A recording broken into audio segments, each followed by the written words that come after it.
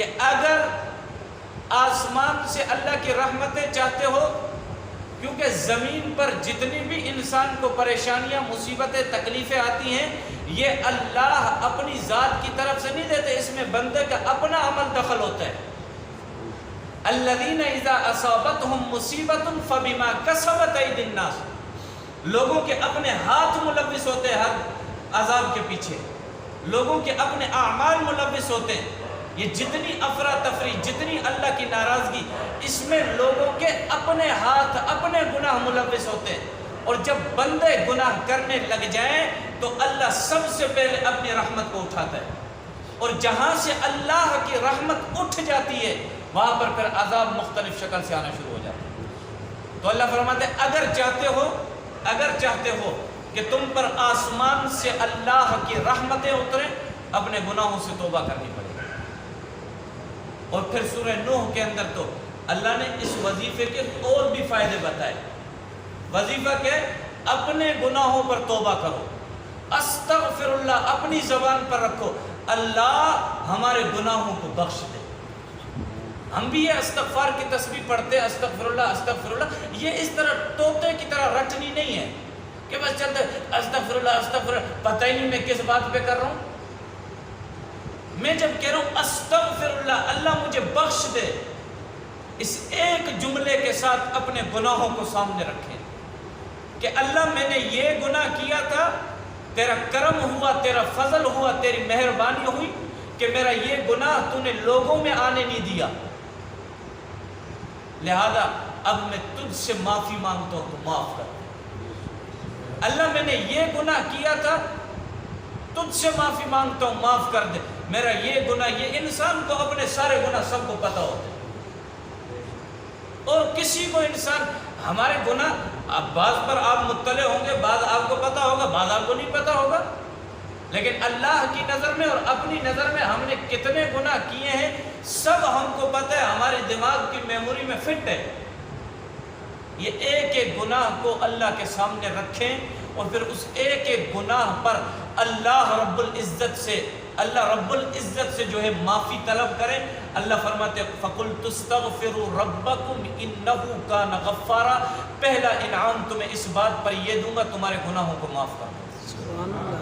گناہ جتنا بڑا بھی ہو اللہ سے معافی مانگو، اللہ فرماتے پہلا انعام یہ دوں گا، غفارہ، تمہارے گناہوں کو معاف کر دوں گا کیونکہ میں ہی معاف کرنے والا ہوں، میرے علاوہ تمہارے گناہوں کو کوئی ذات، کوئی ہستی معاف نہیں کر سکتی۔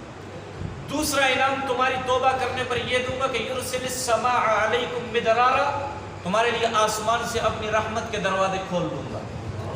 جب اللہ کی طرف سے آسمان سے رحمت کے دروازے کھلیں گے، عذاب خود بخود آہستہ آہستہ نکلتے بھاگیں گے، پھر اللہ کے رحم آئے گا، اللہ کی نظر کرم آئے گی، پھر انسان کی زندگی میں سکون ہی سکون ہوگا۔ اور فرمایا وَيَجْعَلْ لَكُمْ يُرْسِلِ السَّمَاءَ عَلَيْكُمْ مِدْرَارًا وَيُمْدِدْكُمْ بِأَمْوَالٍ وَبَنِينَ، اور کیا تم مال کے لیے پریشان ہو، مال کے لیے پریشان ہو، اولاد کے لیے پریشان ہو، خوب خیال کر لینا، استغفار کرو، سچے دل سے معافیاں مانگو، سچے دل سے اپنے گناہوں پر توبہ طائب ہو جاؤ اور پکی قسم کی توبہ کرو، تمہارے مال کو بھی بڑھاؤں گا۔ وَيُمْدِدْكُمْ بِأَمْوَالٍ، یہ وظیفہ یہ اللہ دے رہے، یہ تعویذ اللہ کا، اور یہ تعویذ قرآن میں لکھا ہے۔ کائنات کے ہر پیر کا تعویذ جھوٹا ہو سکتا ہے، قرآن جھوٹا نہیں ہو سکتا ہے، اللہ کا فرمان جھوٹا نہیں ہو سکتا ہے، اور کسی نے آج تک کیا بھی نہیں ہے، کسی نے ہمت بھی نہیں کی ہے۔ تو یہ بھی وظیفہ قرآن کے اندر ہے جس کو آج تک جھٹلانے کی کسی نے ہمت نہیں کی۔ فرمایا وَيُمْدِدْكُمْ بِأَمْوَالٍ، تمہارے مال کو بڑھاؤں گا۔ اور تیسری چیز وَبَنِينَ، اگر اولاد نہیں اور خاص طور پر بیٹا نہیں، بیٹے نہیں ہیں تمہارے پاس، بیٹیاں ہی بیٹیاں پیدا ہو رہی ہیں، توبہ کرو اپنے گناہوں پر اور پھر مجھ سے مانگو، دیکھو تمہیں بیٹا بھی دے دوں گا۔ وَبَنِينَ، پکی باتیں دے دوں گا، بیٹا دے دوں گا، پکی بات ہے۔ اور فرمایا وَيَجْعَلْ لَكُمْ جَنَّاتٍ وَيَجْعَلْ لَكُمْ أَنْهَارًا، تمہارے باغات اور تمہاری یہ نہروں میں اضافہ کر دوں گا۔ باغات، نہریں، یعنی اس آیت کا خلاصہ یوں سمجھو کہ آج کے دور میں ہر زمیندار کو پانی کی پریشانی ہے نہیں ہے، سب کو پریشانی کہ جی پانی آ رہا نہیں ہے، کبھی شارٹ، کبھی کس نے روک لیا، کبھی کیا ہوا، کبھی کوئی مسئلہ، کبھی کوئی مسئلہ، کبھی کیا، کبھی کسی نے ہر طرف سے کبھی پانی بڑھ جاتا ہے، کبھی بالکل کم ہو جاتا ہے. یہ ساری پانی بڑھ جائے تب بھی پریشانی، کم ہو جائے تب بھی پریشانی، پانی کا ٹائم پر نہ آنا تب بھی پریشانی. اللہ فرماتا ہے اپنے گناہوں پر توبہ کر لو، تمہاری زمینوں کو ہر ٹائم پر پانی پہنچاؤں گا، لیکن کرو تو صحیح.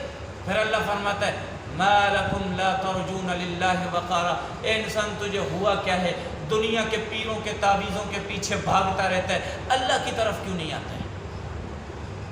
ما لکم لا ترجون للہ وقارا، کیوں اللہ سے منہ موڑ کے بیٹھا ہے، کیوں اللہ کی طرف نہیں آتا ہے؟ تو یہی بات، یہی تعویذ، یہی اللہ کا حکم حضرت ہود علیہ السلام بھی اپنی قوم کو کہہ رہے ہیں کہ دیکھو پریشان نہ ہو، تم میری اس اللہ کی دعوت کو قبول کرو گے، نہ تمہارے مال میں نقصان ہوگا، نہ تمہاری اولاد میں نقصان ہوگا، نہ تمہاری قوت میں نقصان ہوگا.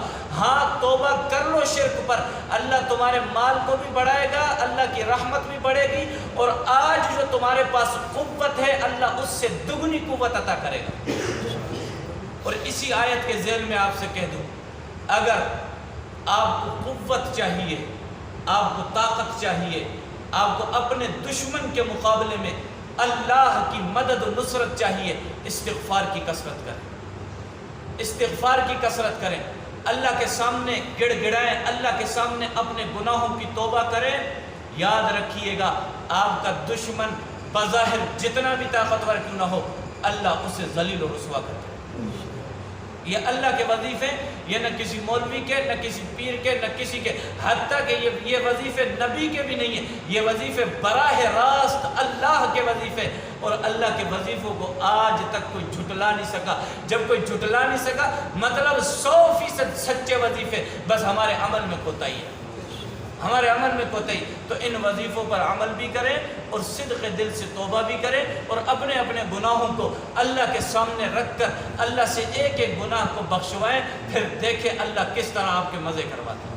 لیکن اگر ہم یہ کام کرنے میں ناکام رہتے، پھر دیکھیں پریشانی تو آج ہر گھر کا جو ہے عام کامن مسئلہ بنا ہو، ہر گھر پریشان، ہر جگہ پر مصیبت ہے، یہ ساری اس کی بنیادی وجہ یہ ہے ہم اللہ سے دور ہو گئے. اللہ نے ہم سے اپنی رحمت کو دور کر دیا. جب ہم اللہ کے قریب آئیں گے اللہ ہم سے اپنی رحمت کو قریب کر دے گا. جب اللہ کی رحمت بندوں کے قریب آ جاتی ہے پھر بندوں کو بندے کبھی بھی نقصان نہیں